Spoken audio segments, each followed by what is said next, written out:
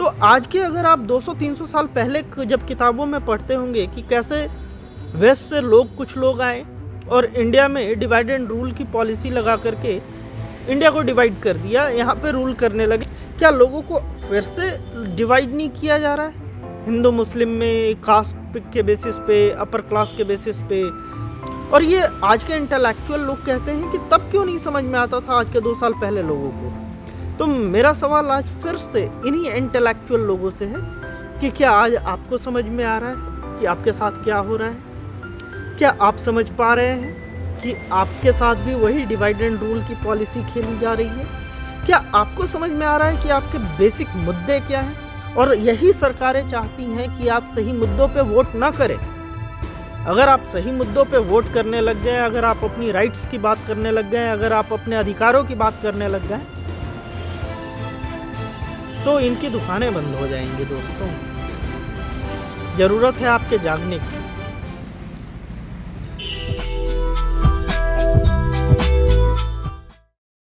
हो गई है पीर पर्वत सी पिघलनी चाहिए, इस हिमालय से कोई गंगा निकलनी चाहिए।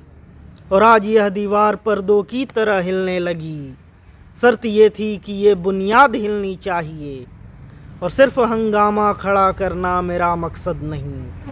मेरी कोशिश है कि ये सूरत बदलनी चाहिए, और मेरे सीने में नहीं तो तेरे सीने में सही। हो कहीं भी आग, लेकिन आग जलनी चाहिए। Hello all, welcome back to NIT Baba. और आज की ये वीडियो मेरे रेगुलर वीडियोस से बिल्कुल डिफरेंट होने वाली है। आज जो देश में ज्वलंत मुद्दे हैं, जैसे कि यूजीसी एक्ट के ऊपर जो सरकार कानून लाई है, और इसके इर्द गिर्द जो भी कहानियाँ चल रही हैं, जो भी हमारे सराउंडिंग में चल रहा है, मैं उसके रिगार्डिंग कुछ बात करना चाहता हूँ। और ये मेरे बिल्कुल पर्सनल ओपिनियन है।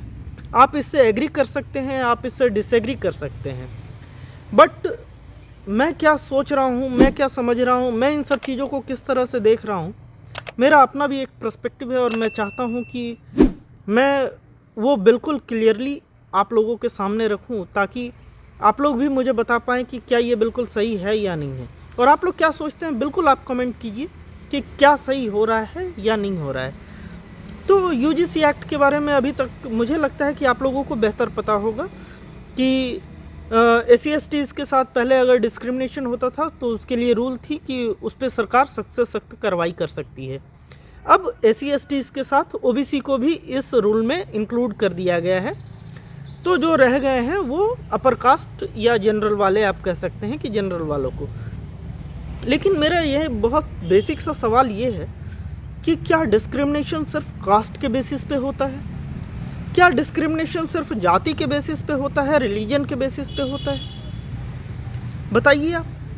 जैसे कि अगर आप कॉलेज गए हैं, स्कूल गए हैं, या फिर आप वैसे भी देखते हैं, तो क्या डिस्क्रिमिनेशन अमीरी गरीबी का नहीं है? क्या डिस्क्रिमिनेशन गोरे और सांवले रंग का नहीं है? क्या डिस्क्रिमिनेशन छोटे और बड़े का नहीं है? क्या शॉर्ट हाइट के लोगों को डिस्क्रिमिनेट नहीं किया जाता? क्या बैड लोगों को डिस्क्रिमिनेट नहीं किया जाता? अगर बिहार के लोग बाहर जाएं, नॉर्थ इंडिया या साउथ इंडिया में जाएं, तो क्या बिहारियों को डिस्क्रिमिनेशन फेस नहीं करना पड़ता? क्या हिंदी बोलने वाले लोगों को महाराष्ट्र में डिस्क्रिमिनेशन फेस नहीं करना पड़ता? क्या डिस्क्रिमिनेशन के सिर्फ जाति ही एक आयाम है, या डिस्क्रिमिनेशन के और भी बहुत सारे आयाम हैं जिस पे बात नहीं की जा रही है? और अगर बात नहीं की जा रही है तो इन सब मुद्दों पे भी बात होना ज़रूरी है, क्योंकि सिर्फ पॉलिटिकल बेनिफिट के लिए बात होना या रूल बनाना, ये कितना सही है, ये आप लोग बताइए। अगर कोई सरकार एक्ट बना रही है, रूल बना रही है, बिल्कुल बनाना चाहिए।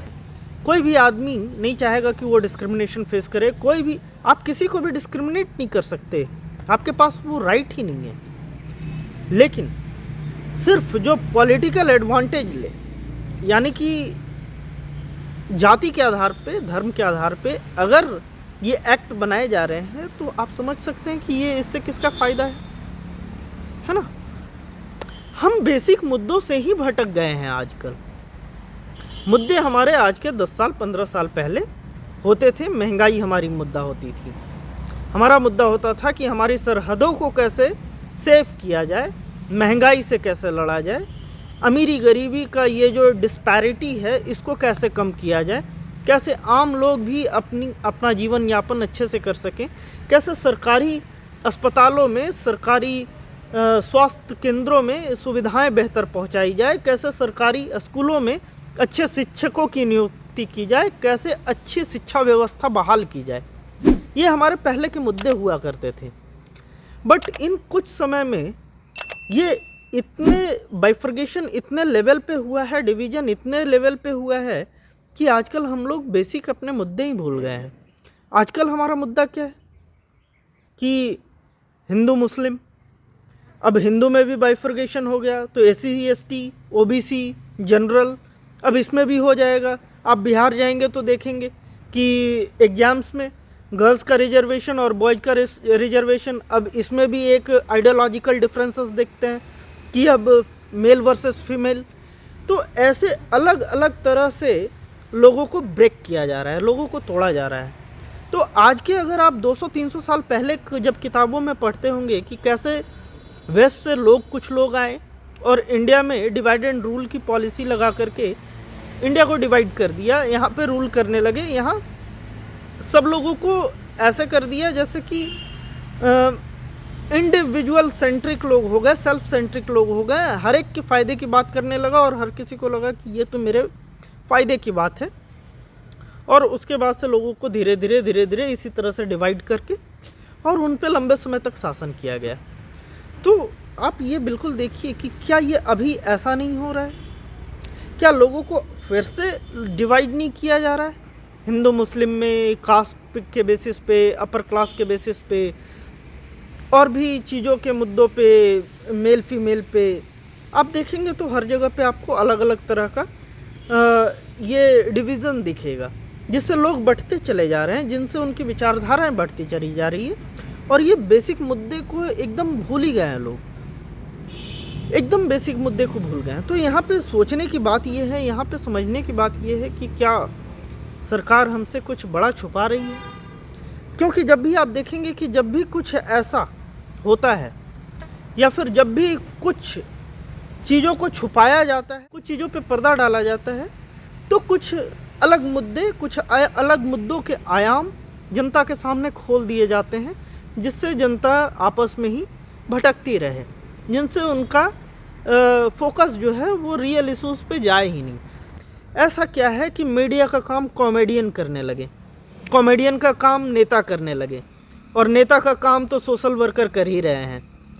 तो ये जो जिन पे रिस्पॉन्सिबिलिटी है ये काम वो नहीं करके दूसरे लोग उनके काम कर रहे हैं। कॉमेडियन बस इस बात की कॉमेडी कर रहे हैं कि वो किसी आज देश में कोई भी एक ऐसी चीज़ों पे बात कर लेते हैं, वही कॉमेडी बन जाती है उनके लिए। उनको अलग से कुछ लिखने की ज़रूरत नहीं पड़ रही है आजकल देश में, और ये लाइव है, आप देख सकते हैं। तो मेरा बस यही कहना है कि प्लीज़ जैसे लोग चाह रहे हैं, जैसे सरकारें चाह रही हैं, आप उस तरह से डिवाइड मत होइए, क्योंकि अगर आप बट जाएंगे, अगर आप डिवाइड हो जाएंगे तो आपका उसी तरह से फिर से यूज किया जाएगा जैसे पहले होता आ रहा था। और ये आज के इंटेलेक्चुअल लोग कहते हैं कि तब क्यों नहीं समझ में आता था आज के 2 साल पहले लोगों को। तो मेरा सवाल आज फिर से इन्हीं इंटेलेक्चुअल लोगों से है कि क्या आज आपको समझ में आ रहा है कि आपके साथ क्या हो रहा है? क्या आप समझ पा रहे हैं कि आपके साथ भी वही डिवाइड एंड रूल की पॉलिसी खेली जा रही है? क्या आपको समझ में आ रहा है कि आपके बेसिक मुद्दे क्या हैं? क्या आपको एक अच्छा एजुकेशन मिल पा रहा है? अच्छा एजुकेशन मीन्स वो फ्री एजुकेशन होना चाहिए। आज जयपुर में हम देखते हैं कि एक जो फर्स्ट क्लास का बच्चा है, जो सेकंड क्लास का बच्चा है, उसकी भी 3-3 लाख रुपए पर एनम की फ़ी है। एक बच्चा जो अभी स्कूल जाना स्टार्ट किया है उसकी 1.5 लाख रुपए पर एनम की फ़ी है। क्या ये फ्री एजुकेशन में काउंट और क्वालिटी एजुकेशन में काउंट हो सकता है? क्या सरकार इसके लिए रिस्पॉन्सिबल नहीं है? क्या एक अच्छा हेल्थ स्ट्रक्चर, एक अच्छी हेल्थ फैसिलिटी ये देश डिजर्व नहीं करता है? ये वैसा देश है जहाँ पे आज भी कई मामलों में सबसे ज़्यादा टैक्स पे करते हैं लोग। जितनी भी आप कंट्रीज देखेंगे उसमें से बहुत सारी कंट्रीज़ में India one of those countries है जहाँ पे पब्लिक सबसे ज़्यादा टैक्स पे करती है, और इसके बावजूद लोगों को मिलता क्या है? खराब हेल्थ केयर। आप बिहार जाएंगे, इतनी खराब हालत है हेल्थ केयर की कि आप इमेजिन नहीं कर सकते हैं। अगर आप इंडिया घूमना नहीं शुरू किए हैं, देन आई रिक्वेस्ट यू कि इंडिया घूमिए। इंडिया जितना जितना लाचार और जितना गरीब आपको इन सोशल मीडियाज़ पे दिखता है ना, ज़मीन पे उससे ज़्यादा है। और आप कभी बिहार आइए, आपको पता चलेगा कि बिहार में लोग किस बदहाली में जीवन जी रहे हैं। और इस बदहाली होने के बाद भी वो इतने बिखरे हुए हैं, इतने अलग अलग मुद्दों पे बटे हुए हैं कि वो अभी भी सही मुद्दों पे वोट नहीं करते हैं। और यही सरकारें चाहती हैं कि आप सही मुद्दों पे वोट ना करें। अगर आप सही मुद्दों पे वोट करने लग गए, अगर आप अपनी राइट्स की बात करने लग गए, अगर आप अपने अधिकारों की बात करने लग गए, तो इनकी दुकानें बंद हो जाएंगी दोस्तों। ज़रूरत है आपके जागने की। उसूलों पे आँच आए तो टकराना ज़रूरी है, अगर जिंदा हो तो जिंदा नज़र आना ज़रूरी है। मैं बस इतना ही रिक्वेस्ट करूँगा कि आपके अपने ओपिनियन होने चाहिए। जो भी चल रहा है देश में, आप उसको एनालाइज कीजिए, जो आपको ठीक लगता है। That's fine, that's exactly fine. बस आपके वो अपने ओपिनियन होने चाहिए। आप किसी के इन्फ्लुएंस में मत आइए। आज तो आपके पास इतना डेटा है, इतना सब कुछ है आपके पास। अगर अब भी आप इन्फ्लुएंस में आ गए तो आप सोचिए कि पहले के लोग के पास क्या था। अब भी हम गुलाम हैं, इस तरह से अपने विचारों के गुलाम हैं, दूसरे के विचारों पे चल रहे हैं। हमारा क्या है? तो आई रिक्वेस्ट यू ऑल कि सोचिए, समझिए, पढ़िए, किसी के इन्फ्लुएंस में मत आइए। अपने विचार बनाइए, अपनी विचारधारा रखिए और एकजुट होकर के हमें किसी पॉलिटिकल पार्टीज को आगे नहीं ले जाना है, हमें किसी थर्ड पर्सन को आगे नहीं ले जाना है। हमें एकजुट होकर के इस देश को आगे ले जाना है। आज के 20 साल, 30 साल, 50 साल में इस देश को वहाँ पे स्टैंड कराना है जहाँ इसकी असली वैल्यू है, जहाँ इसकी असली पोजीशन है।